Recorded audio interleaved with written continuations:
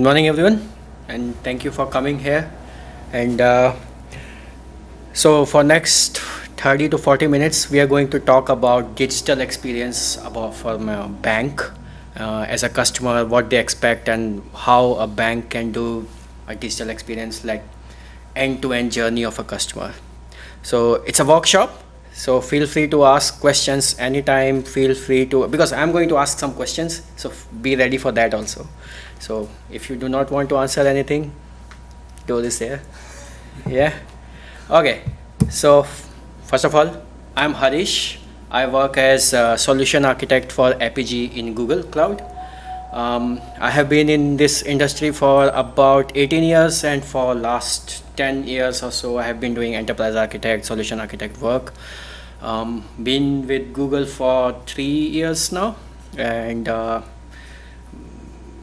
mainly I focus on Apigee, and before doing API management with Apigee, I was doing a lot of mainframe migration, application modernization for customers. I love camping, and I'm black belt in Taekwondo, so if anybody wants to heckle, please do not.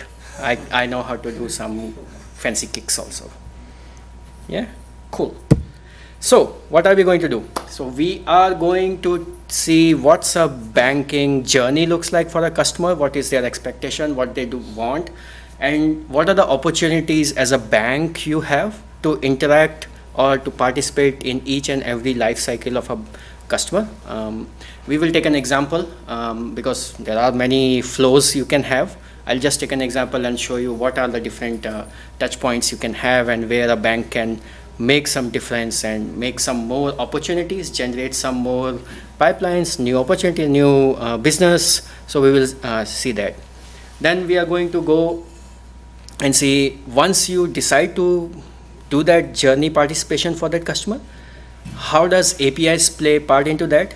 And it's a API days conference, so of course I'm going to talk about APIs. But once you have an API as an enterprise, you need to manage those APIs. So we will see what is an API gateway, what's an API management, because over last 3.5 years I have seen this question coming up a lot of time. So I have an API gateway, why do I need an API management? So we will answer that question, like what is the difference, why do you need it, or do you even need it or not? So feel free to tell me if it makes sense. It doesn't, we will keep it interactive and talk about it. And then at the end, I'll talk a little bit about Apigee itself, what's the product looks like, what are your options of using Apigee and where you can deploy it, how you can manage it, what are your requirements, how it can support you for different use cases. So we will talk about that also. Sounds good? Cool. So why are we even talking about this? So banks have been historically, like you go to a bank, you want some money from them, you take your money, you submit your money there. So it's more like a manual transactions which were going for a long time. But since over last, I would say 10 years or so, the digital expectation from a customer has completely changed since this mobile technology came. Now you want to have, there is a paradigm shift in this industry itself. Customers do not want to go to bank, and including me, I do not want to go and talk to a teller and tell him like this much money I need, because I am very, like, I don't want to go outside and don't want to talk to anyone. And then COVID came. It just added or became a boon for everybody, somebody like me who don't want to talk to anyone else. Just stay at home, do your stuff, get your things, order your food, order your clothes. So you need all these opportunities which came in, and a lot of traditional banks are losing this opportunity to take part in that, and the opportunity is going away because there have been a lot of banks who do not even have any branch. So if you go to Monzo, if you go, I should not be naming products. So if you go to some digital banks which are very digital, and they give this experience, like it's virtual banking is becoming the norm of this industry. If you're not taking part in that, you're missing out, or a bank is missing out, right? And then even if you're taking part in that, if you cannot have the analytics, you cannot generate or you cannot see what your bank is doing or what services you are providing, if anybody is even using it, or is it somebody doing attacks on you, So there is a lot of time people create APIs, they just release it, but if you do not manage it, so remember this, the moment you create an API and you expose that API, there is going to be a DDoS attack on that. Today, tomorrow, or maybe 10 days later, someday somebody is going to attack it. It doesn't matter you are a big corporation or you are a small company, you have an API, somebody is there trying to hack it, right? So until unless you can measure that, so how will you measure that? How you do those things? So this is a industry paradigm shift which is happening, and we have to do it. It's not a good thing that, oh, okay, maybe someday we will do it. You have to, otherwise banks are going out of business.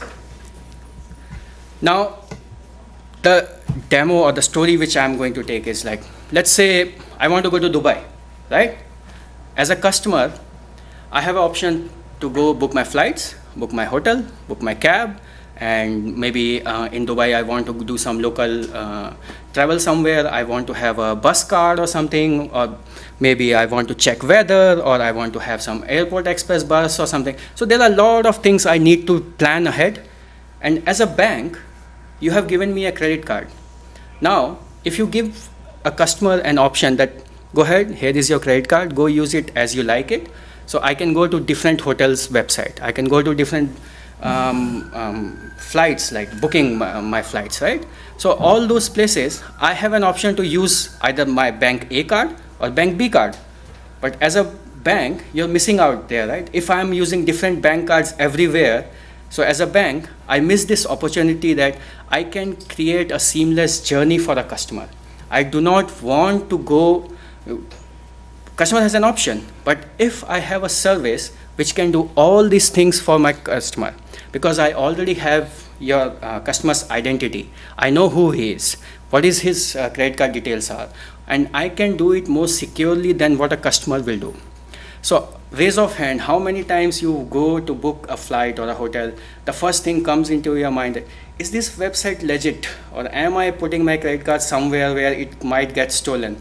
As a customer, you have that anxiety, right? Even if it is very big website who's doing all this interaction for you, you think about it. So as a customer, if I can offload that anxiety from a customer, I'm giving them a good customer service. I'm giving them an opportunity to become more trusted customer, and they will never leave you.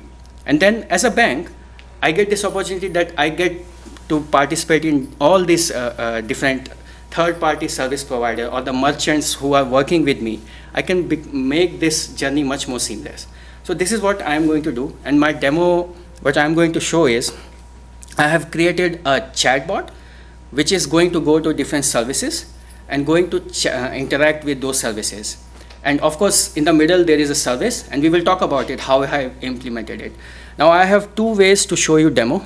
I'm going to give you option which one you want to see. You want me to do it on my mobile phone because you won't be able to see it, what's going to come, or, oops, I will come here. Or I can do it here so that you can see what exactly is the responses coming back. Any choices? Yeah, option two. Yeah, okay, cool. But anyhow, I will just show you whether it works. I have worked hard on this. You should have told that. It was an option. No, I'm just going to show you that it works here. Yeah, so what I'm going to do, I'm going to tell my assistant, Google Assistant, that go talk to my digital bank. And let's see the journey starts there, and then we will complete it here. Talk to digital bank. All right, let's get the test version of Digital Bank. Hi, how can I help you today? I want to go to Dubai. Nice. Here are some options from Google Flights, your usual booking site. Option 1, Onward, Emirates Airline. It's going to keep speaking. So let's do it here so that now you can see what exactly is going on. So I'm not going to use my speaker. I'm going to type my things. So I'm going to say, I want to go to Dubai, and hands crossed because demos never work. Fingers crossed, right? Let's see.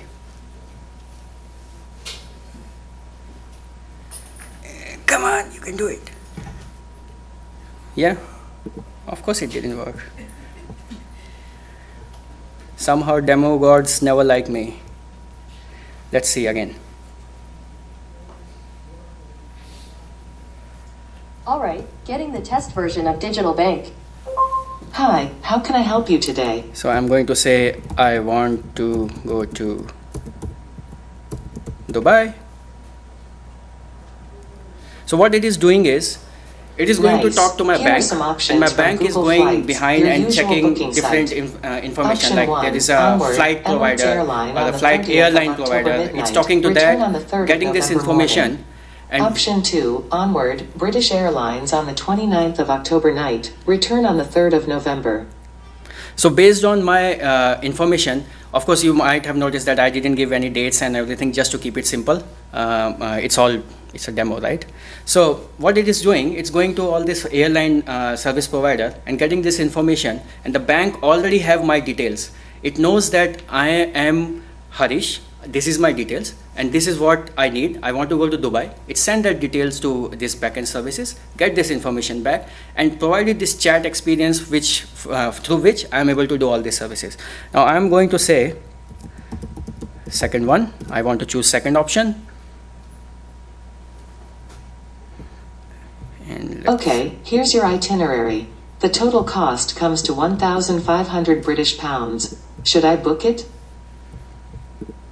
and let's say, and now you can see it's showing me some images and all those things. This is also all everything coming from this API management layer which is sitting, because airline is not sending me all these details. Airline is sending me flight details, but I am adding more information and making it more easier for customer to recognize where you are going, what you are booking. And behind the scenes, what I have done here is, I have my API management layer. I'm just showing you as a layer the interaction which is going through this. And let's say yes, and hopefully those transactions will start showing up here, and you will be able to see Awesome, what. I'll get that booked. Should we move on to hotels now? So behind you can see that there are API calls going to my API management layer. I am doing authentication, authorization. I'm collecting analytics out of it.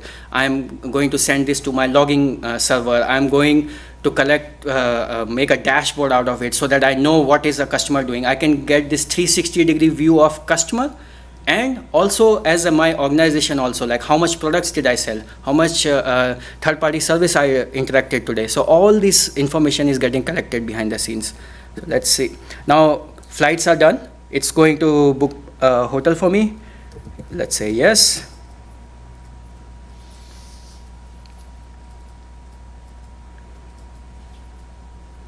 Come on. It doesn't like when I keep it waiting.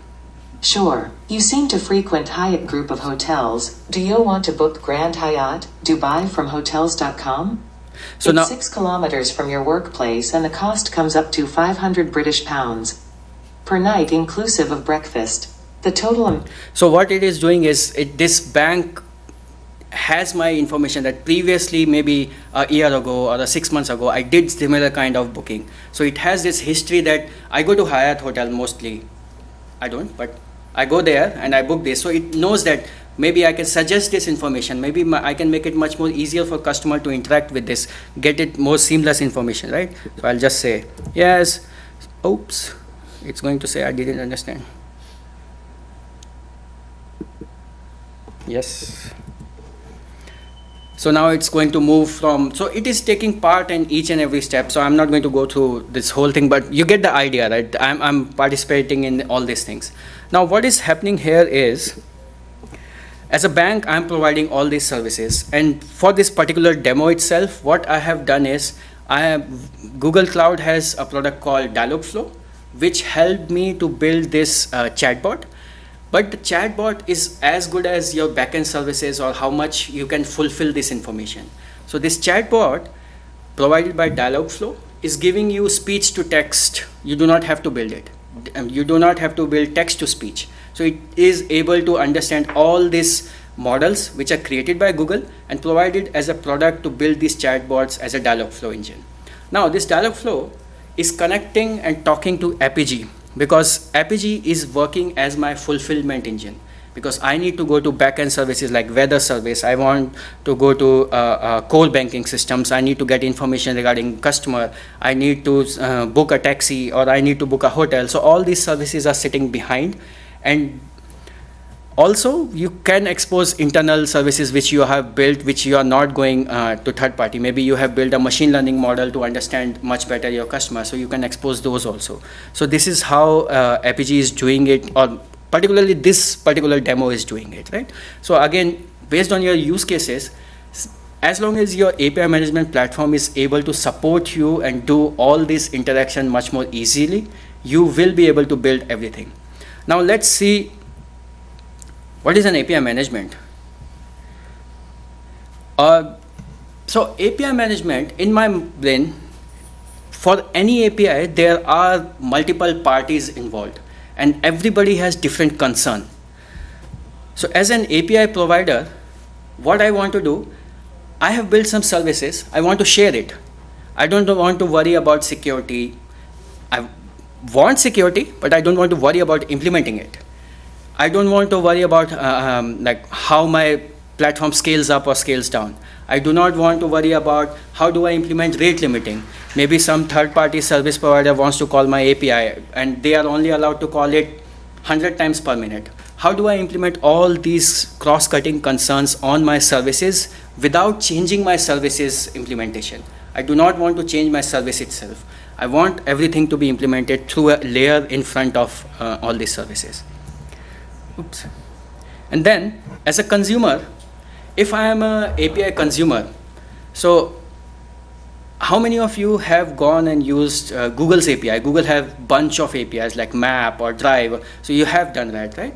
So what do you do when you consume those? You want to use a Map API. Anybody wants to say, like, what exactly do you do? Where do you go and get that information? Read documentation. Yes. So that is very important, right? As a consumer, I want to consume some API.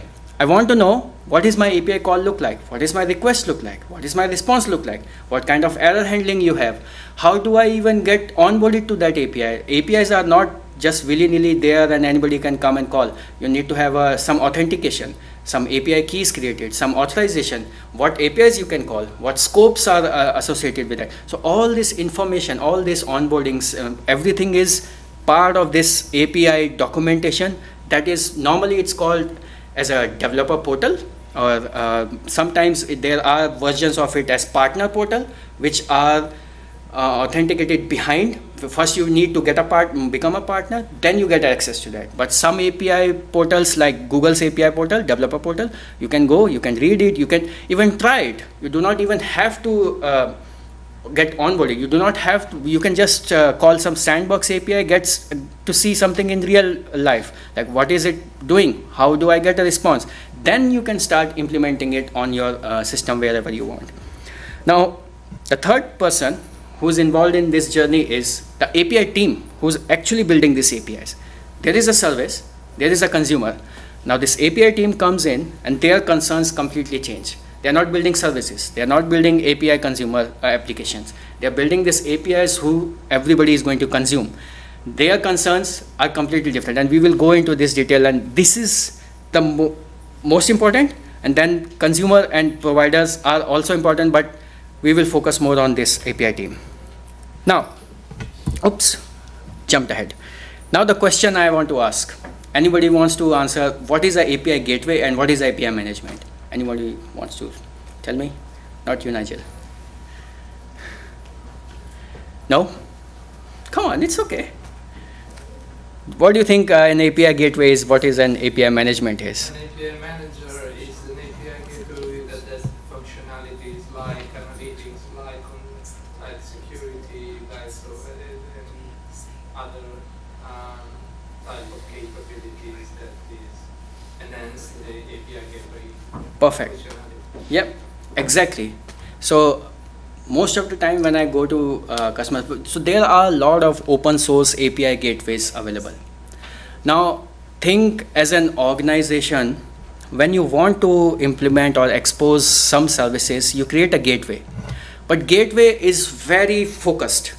Gateway's concerns are to give you functionalities like lightweight authentication or authorization, maybe some kind of mediation, maybe some kind of traffic management. That's the scope of an API gateway. But as an API management, you have to think bigger. As an enterprise, you have to think bigger. Where will I manage all this information? Because I'm telling you from my personal experience that once you release some APIs, within a year or two, it will go out of hand. Because if you're not managing it properly, you do not know what different. So you might have heard about terms like shadow IT. There are shadow APIs also. There will be people who will create APIs within your organization, and then you will have no idea who is doing what, and then there is maybe some API already exists, and another team doesn't even know that my organization has that API. They also build something. Now you have two same kind of functionalities implemented by two different endpoints APIs, and now you have to manage that. How do you merge them later on? Because you have already exposed those APIs to your consumer. Now you cannot go to your consumer and tell them, no, our team built some duplicate thing, can you change and use this? That's not the experience you want. Because we want to build a digital experience for our end customer, but as an API provider, who's your end customer?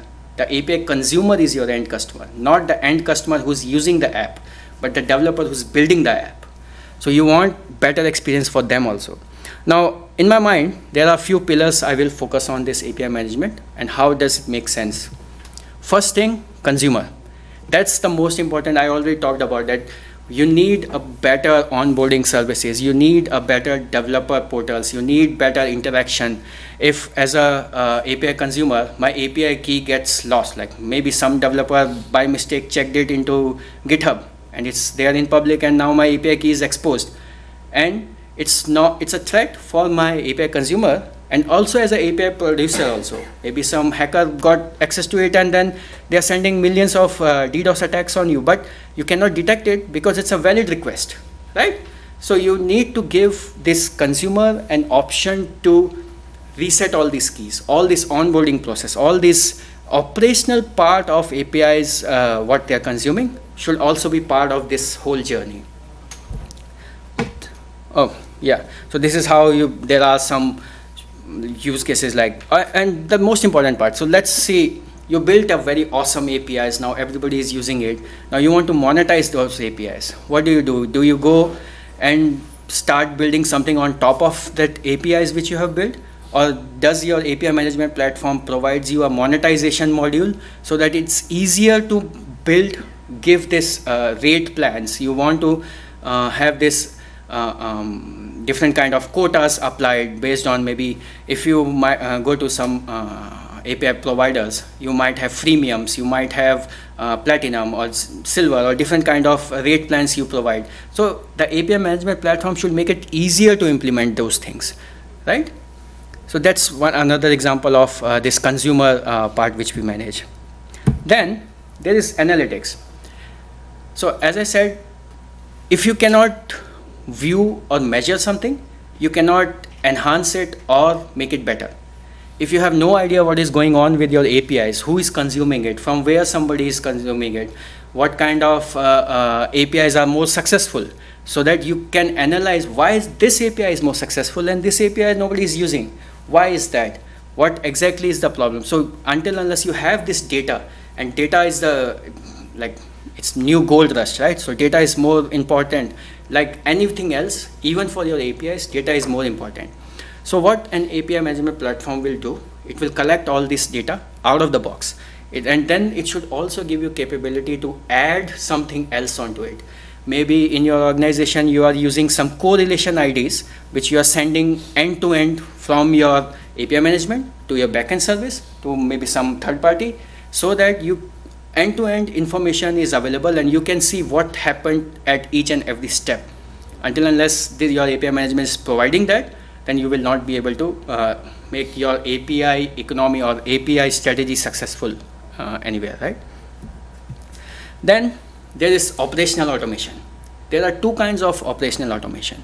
One is the infrastructure where your APIs are running, and then the development automation. So for infrastructure automation, what Apigee does, we use Terraform to make it infrastructure as a code. So you can define your infrastructure in a code-based manner and then have this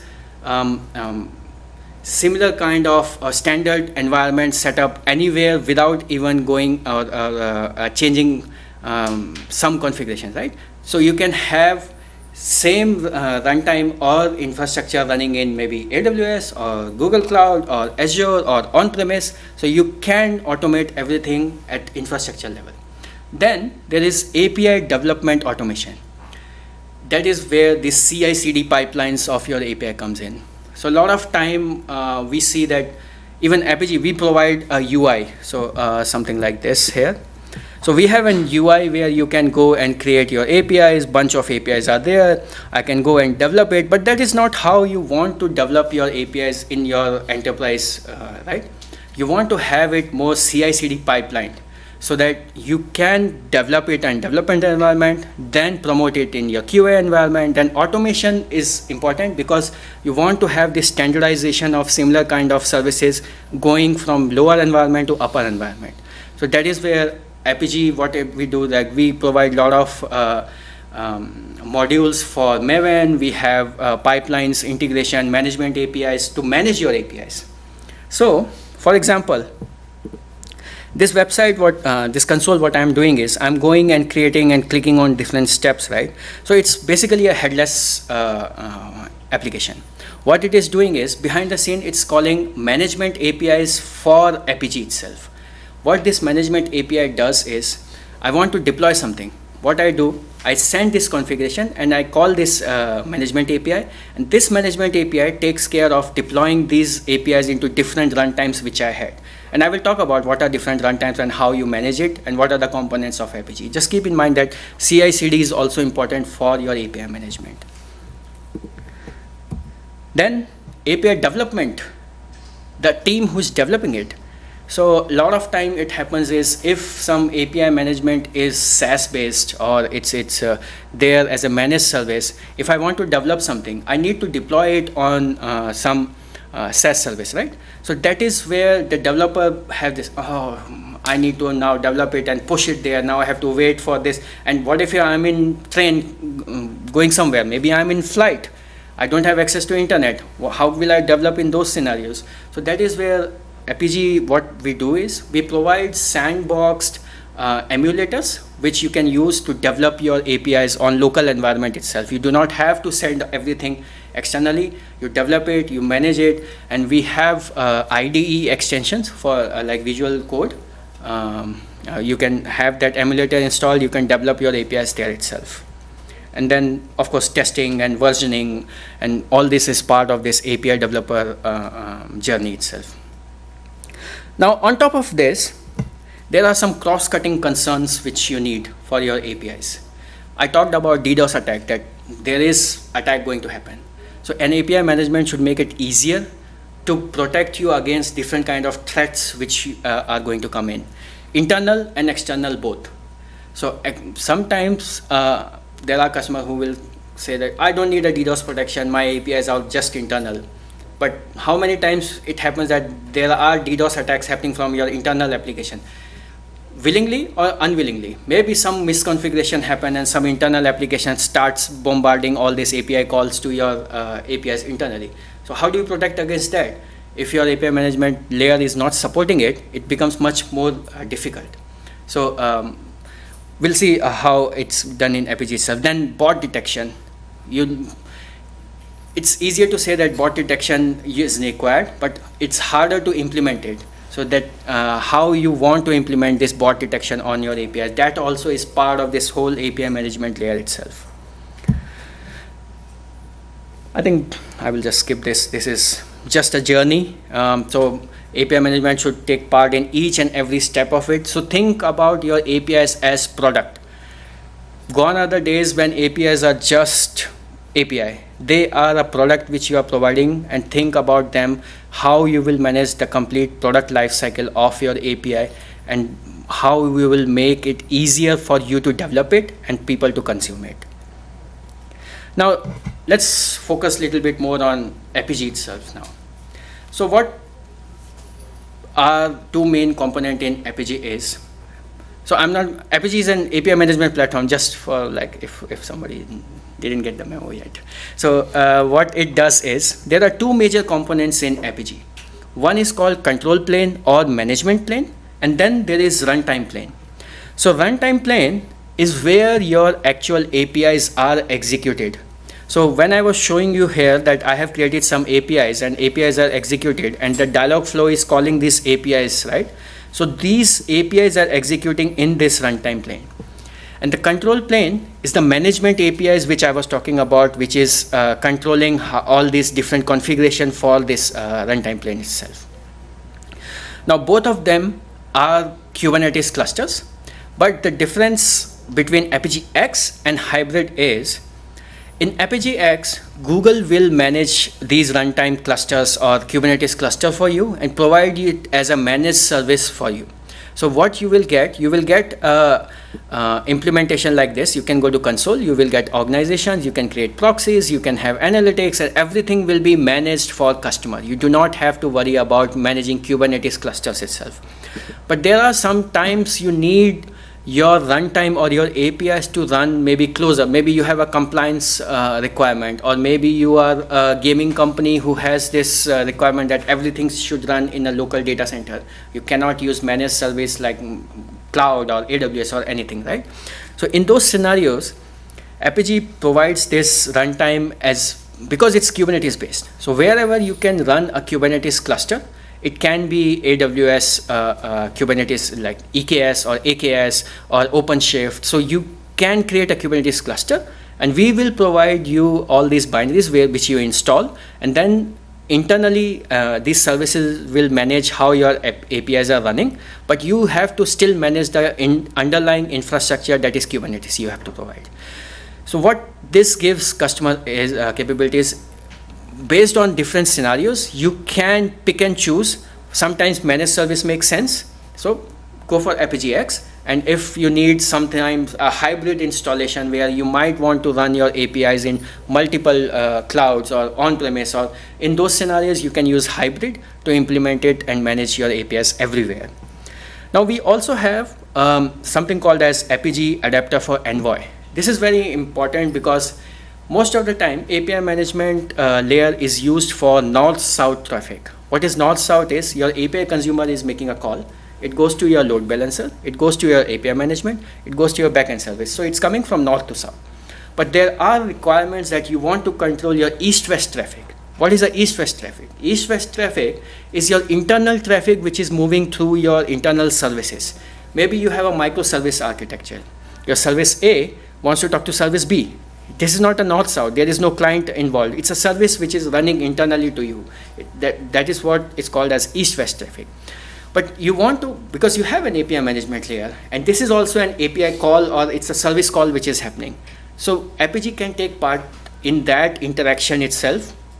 We have different so service mesh is a way of managing different interaction between your microservice architecture. So we provide a connector. There is an adapter for Envoy, which can run as a sidecar proxy within your service mesh and talk to Apigee and get all this information like authentication, authorization for service A to service B. You want to have rate limiting on service A can only call service B 100 times per minute or something. So you can implement all this governance on your service mesh, on your microservices using Apigee itself. So it's not only north-south traffic, you're controlling your east-west also in a same governed, secured way, how you're implementing for external services itself. Any questions here? No? Okay. So this is again representing the same thing that since we have managed service, you can have Apigee as a Google Cloud managed service, which is Apigee X. And then if you have requirement of implementing API management on-premise or in private cloud, we have hybrid functionality available, which you can use and implement it in that way as well. Does Apigee gives any analytical capabilities of not just the incoming traffic, but what you just told, the left-right traffic also? East-west traffic? Yes. East-west traffic, yeah. Yes. So what happens, this adapter which running as a sidecar proxy, it's not only getting the configuration from your management plane, it's also sending all this analytics data back to this management plane itself. So once you have this, let me show you here. So Apigee itself has lot of analytics information which we not publish, analyze. So if I go to API metrics, I can see, let me change a branch so that I have some analytics data to show you. Okay.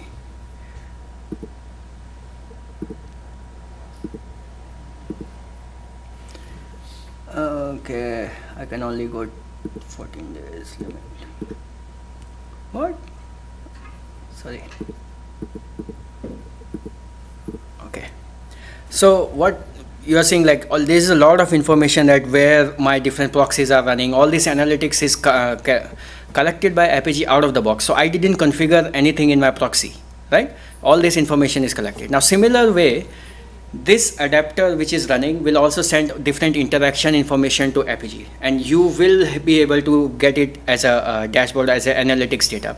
Not only that, you do not have to come to this console here and see all different kind of analytics. Maybe you are using some third-party platform to manage your analytics, right? Maybe you have Prometheus or Grafana. You want to get all this API information, then your backend information, maybe some third-party information, and collect a dashboard.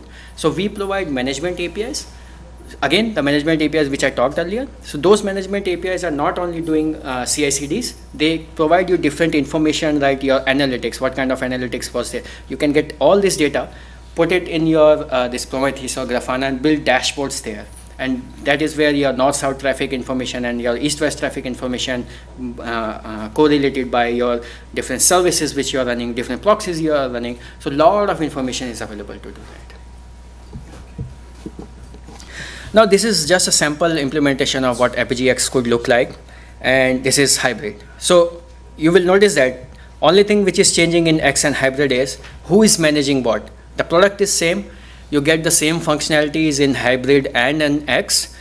Only difference is in hybrid, the runtime plane management, as I said, because as a customer, it will be your responsibility to manage that Kubernetes cluster. So that is where this cluster goes into your responsibility metrics rather than Google's responsibility metric. If you prefer to have a managed service, so even Google will manage this runtime plane itself, and only thing you have to manage is how you connect your southbound traffic or different services which you have. You can create dedicated interconnect to your on-premise system, or maybe your services are running in AWS or in Azure. So you do not have to have Apigee runtime in AWS. In my opinion, only time you should do unmanaged service like a hybrid, if it is a compliance thing or if it is very, very niche requirement you have, because you're paying Google to do something, right? You're paying us to manage or provide you an API management. So let us manage this Kubernetes cluster. Why I'm also saying that is because when you want to manage Kubernetes cluster and hybrid environment, it's not only you're managing Apigee, you also are putting responsibility of managing Kubernetes clusters. You need those skills. And anybody does that, like here, who manages any Kubernetes clusters? It's not easy. I'm just telling you from experience. It is difficult. So there is a lot of setup required. There's a lot of networking required, which you have to put in mind and make it more secure, because infrastructure security also comes into play when you are managing your Kubernetes clusters also. Yeah, but in certain scenarios, if you have, for example, a core banking system, and obviously you need to expose APIs to external code, you cannot. You need to have a sort of API installed in the data center, because I mean it has to manage all the traffic and security for connecting to the backend services. So in these scenarios, you don't have any choice. Yeah, so that is what I'm saying. Like if your use case is very, very specific and you have to go hybrid way, of course, I'm not saying that hybrid is a bad product. I'm just saying that you have to think about this responsibility which is getting added.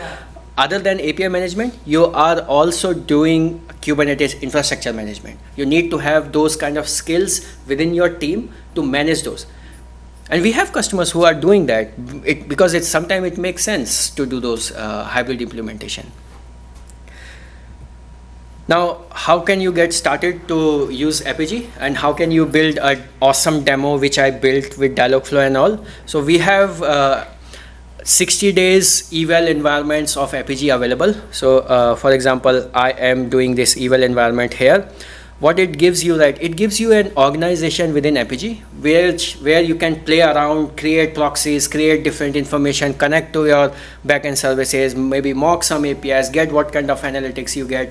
So for 60 days, without you have to pay anything, you can get started with Apigee. If you are somebody like me who likes more hands-on coding and all, then we have command line provisioning, Terraform modules, and provisioning scripts, and you can use those and use Apigee. So that's it from my side.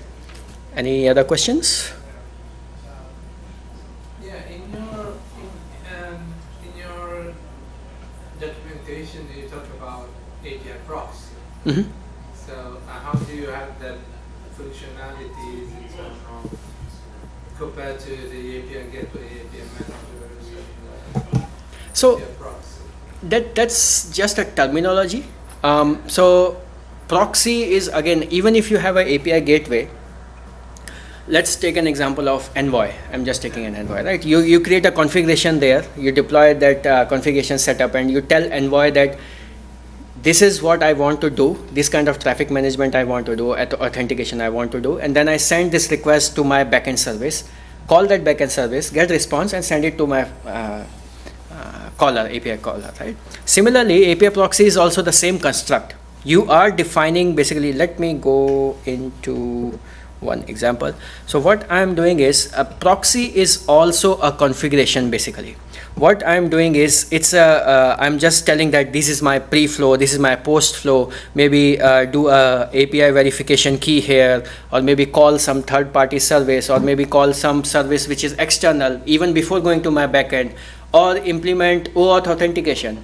Maybe if caller is not providing a OAuth token, don't even let him call my backend. Just send response back and tell him that you need to provide some, you're not authorized to call this. So that is what proxy also does. It's just a terminology construct.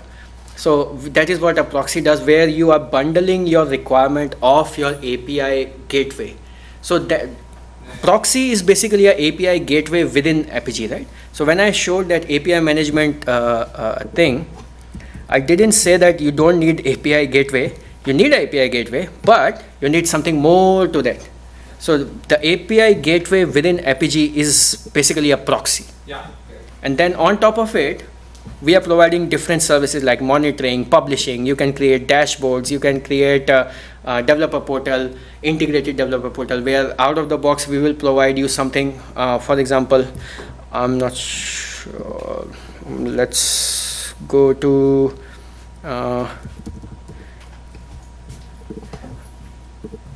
for example, AccuWeather has this different APIs. So this is their developer portal. They have monetization made on top of it. So all these services are on top of a gateway which Apigee is providing. Okay. Yeah. Sorry, one last question. Sure. Do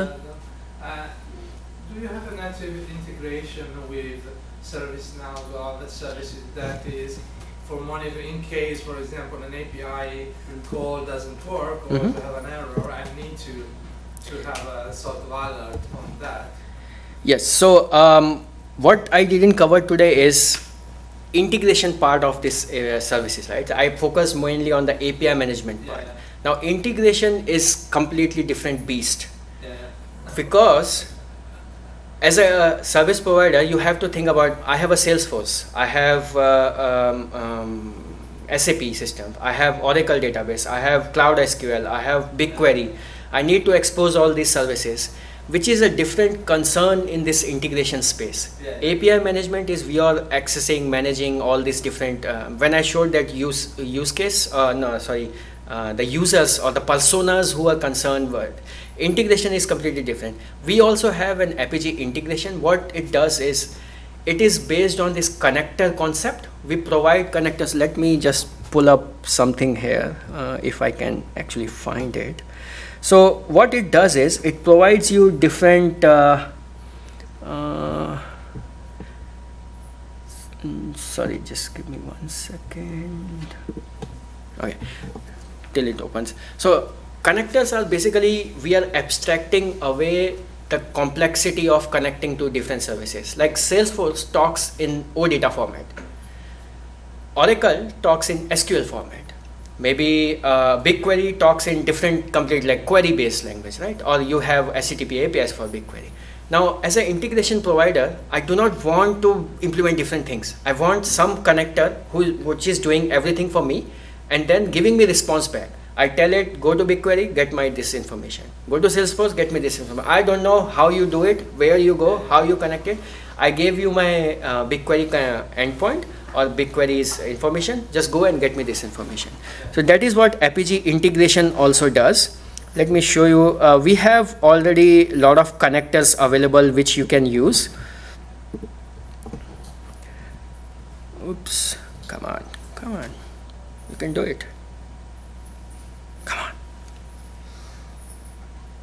I never thought that slides will be slow. I thought my demo will be slow. It's okay. Now let's see it like this. So there are like API management is here, integration is here. So what I was talking about is these are the connectors which we already provide. We have bunch of different connectors which are already out in GA, like ServiceNow, BigCommerce, Jira Cloud, Cloud SQL, Postgres SQL, and we have a long list of more connectors which are coming in. So which will abstract away all these concerns of connecting to third party. Now you still have concerns of exposing this integration. So that is where API first integration approach comes into picture. Don't think of integration as just an integration. Think of, I need to expose this integration to somebody else outside. I do not want to give them access to this integration directly. I want to have this all what I talked about, governance, security, analytics, even for my integration itself.